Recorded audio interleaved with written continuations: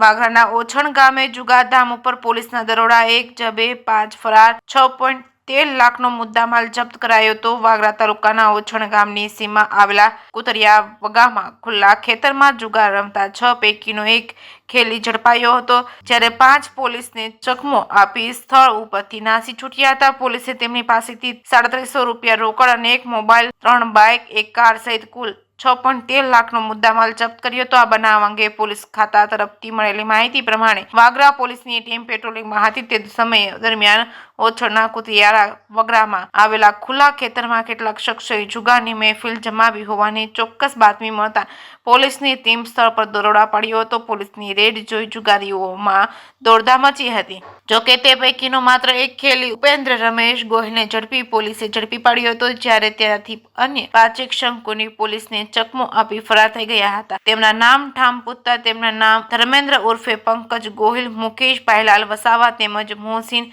અયુબ મંસૂરી તથા અન્ય 2 ઇસમો જેમના નામ જાણી શકાયા ન હતા। પોલીસે સ્થળ પરથી માત્ર 3700 રૂપિયા રોકડા રૂપિયા, એક મોબાઈલ, 3 બાઇક અને એક કાર સહિત કુલ 6.13 લાખનો મુદ્દામાલ જપ્ત કર્યો હતો। તમામ વિરુદ્ધ જુગાર ધારા હેઠળ ગુનો નોંધી ફરાર થઈ ગયા આરોપીને શોધવાની કવાયત હાથ ધરી હતી। કેસની ગુજરાતી સાથે કેતન મહેતા, ભરૂચ।